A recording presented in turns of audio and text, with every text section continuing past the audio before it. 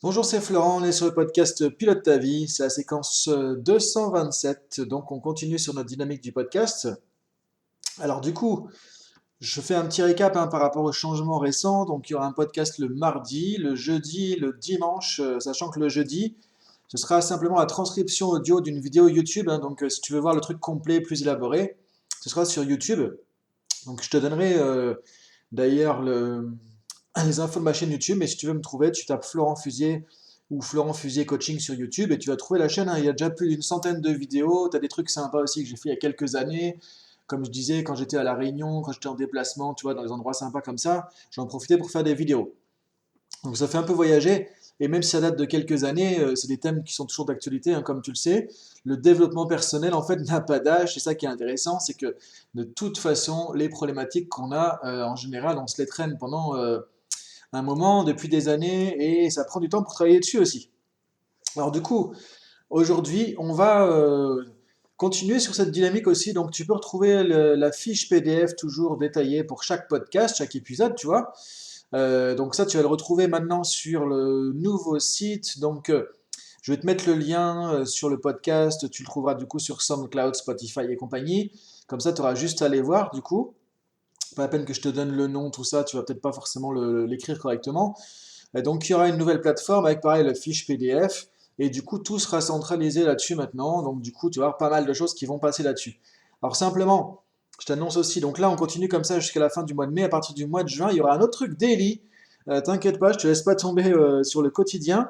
Donc ce sera pas un podcast, un épisode de podcast tous les jours, tu vois, mais il y aura un truc qui va venir tous les jours. Tu verras, je te dis pas encore ce que ce sera. Mais c'est en place, là, j'ai déjà fait tout ce qu'il faut pour que ça soit opérationnel au mois de juin. Donc du coup, tu vas pouvoir recevoir par mail, si tu me suis par mail, hein, je t'invite à t'inscrire de toute façon sur le mail pour recevoir le podcast directement par mail. Donc pareil, sur le site avec le lien juste en dessous, soit de la vidéo YouTube ou LinkedIn, là, si tu me suis sur LinkedIn ou YouTube, soit dans la description sur SoundCloud, Spotify, Deezer, etc. Tu vas sur le site, tu t'inscris, c'est gratuit. Tu t'inscris à la rubrique podcast et tu reçois tout ça par mail. Donc il y aura du daily quand même à partir du mois de juin. On va retrouver cette dynamique. Donc même si ce ne sera pas un podcast tous les jours, tu verras, on pourra toujours avoir cette inspiration du quotidien. Parce que vous êtes dit nombreux à me poser la question. Et encore merci pour les messages de soutien voilà, par rapport à mon petit souci de santé. Du coup maintenant ça va par rapport à ça. Donc je vais sûrement faire une petite opération. Mais du coup, ça va repartir très très bien. Et c'est pas un truc, en tout cas, a priori, gravissime. Donc déjà, c'est bien par rapport à ça. Donc voilà un peu les news. Maintenant, aujourd'hui, donc podcast 227, il y a une intention positive derrière chaque comportement limitant. Donc là, je reviens sur un principe clé, un principe fondateur, un principe essentiel, vital de la PNL, qui est tellement, tellement, tellement, tellement important. Parce que du coup, je vois effectivement trop de gens, et puis ça nous concerne tous, qui galèrent avec des comportements limitants, qu'on a envie de changer, qu'on aimerait abandonner, qu'on aimerait modifier, et on se rend compte qu'on n'arrive pas forcément à le changer. Et plus c'est des comportements automatiques, plus c'est des trucs compulsifs, pardon, obsessionnels. Par exemple, des trucs alimentaires, tu vois, euh, la procrastination, des choses comme ça, plus il y a le côté un peu addiction, addict derrière ce comportement, et plus ce qu'on va voir aujourd'hui va s'appliquer comme logique. Et c'est vraiment la clé la plus importante pour pouvoir transformer ce genre de comportement. Donc ce qu'on va voir ici, c'est qu'effectivement, derrière chaque comportement limitant, que ce soit un truc vraiment pourri qui te pourrit la vie au quotidien ou pas, on part du principe que tant que ce comportement dure, tant que tu le maintiens sur la durée, de manière inconsciente évidemment. Par exemple, si on prend des exemples comme, tu vois, je sais pas, un comportement avec l'alcool ou avec la nourriture, le fait de manger de manière compulsive, ou tu vois, tu te sens pas bien, tu vas vider le paquet de gâteaux, le paquet de chips, un truc comme ça, pour combler l'ennui, ou la cigarette, tu vois, des trucs qui sont vraiment automatiques comme ça, ou là alors la procrastination, par exemple, ne pas passer l'action, tu vois, c'est pareil, c'est un truc qui est limitant, là c'est autre chose, mais tu n'arrives pas à passer l'action. C'est le même schéma qu'il y a derrière aussi, ou par exemple des comportements comme le fait de te mettre en colère dès qu'on te critique, tu vois, un truc comme ça par exemple aussi, de manière disproportionnée, et tu dis j'aimerais bien mieux gérer ma réaction, en fait c'est plus fort que toi. Tu vois, ce genre de comportement, tu vois que c'est automatique, et ça prend le dessus sur toi, sur le côté conscient. Il y a un côté inconscient. On part du principe en coaching, en PNL, que si ça dure dans le temps, c'est que tu y retrouves forcément, il n'y a pas à tergiverser là-dessus, il n'y a pas à débattre là-dessus, il y a forcément, inconsciemment, tu le veux pas forcément consciemment, c'est un truc que tu as appris avec le temps sans le faire exprès, tu vois, je veux dire, c'est pas de ta faute, quoi, t'es pas coupable de ça, quoi. Mais par contre, c'est un truc qui a en place des bénéfices secondaires ou des avantages indirects. C'est ça qu'on parle, c'est là qu'on parle d'intention positive en PNL. C'est-à-dire qu'on considère que le comportement limitant, derrière, il y a une partie de toi qui cherche à satisfaire un bénéfice secondaire. C'est ça qu'on appelle l'intention positive. Tu vois, où il y a une partie de toi qui cherche à réaliser quelque chose pour ton bien au travers de ce comportement. Par exemple, les gens qui vont fumer, parfois l'intention positive derrière, c'est arriver à se déstresser, à faire un peu comme tout le monde, à pas se sentir exclu, le côté social, le côté festif, le côté liberté, parce que oh, moi je fume et puis j'embête tout le monde, tu vois, j'ai pas envie de me prendre la tête, moi je fais ce que je veux, sentiment de liberté, donc toi, c'est ça les intentions positives qu'il y a derrière, par exemple, c'est-à-dire que tu veux arrêter de fumer et ton inconscient te dit, mais ok, tu veux arrêter de fumer, ok, on lève ce comportement, mais on va couper le lien avec l'intention positive, et là ça va marcher. Mais si on ne coupe pas ce lien, si tu enlèves le comportement comme ça de but en blanc, c'est comme jeter le bébé avec l'eau du bain. Ton inconscient, lui, maintenant, il perd les bénéfices secondaires, les intentions positives qu'il y avait derrière. Donc du coup, tu vas te retrouver là inconsciemment. Comment je fais pour me sentir effectivement un sentiment de liberté? Comment je fais pour avoir ce côté festif, ce côté social? Comment je fais pour gérer mes émotions, mon stress? Parce que quand je fumais, j'utilisais ça pour gérer mes émotions, pour me faire baisser le stress. Alors qu'en fait, on sait très bien que c'est faux. Ça, c'est un truc qui est net aussi, hein, ça marche pas, c'est faux. Mais le cerveau est tellement fort que le fait d'avoir ancré ça dans tes croyances fait que quand tu vas fumer, tu vas avoir l'impression de gérer ton stress. Alors qu'en fait, ça te stresse encore plus à l'intérieur, mais tu as le sentiment que tu vas t'apaiser. Et c'est juste un sentiment pour montrer la force du cerveau, la force des croyances limitantes.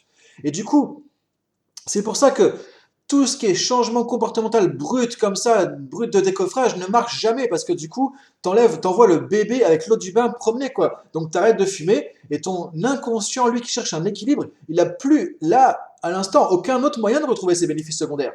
Donc c'est pour ça que si tu veux changer un comportement limitant, changer un comportement automatique comme ça qui est compliqué, dont on a ras-le-bol, tu veux changer parce qu'il est destructeur, parce qu'il est nocif, il faut aller voir derrière, c'est quoi l'intention positive? Qu'est-ce que cette partie de moi qui a installé ce comportement cherche à faire? Quels sont les bénéfices secondaires qu'il y a derrière ce comportement? Quels sont les avantages indirects qu'il y a derrière ce comportement?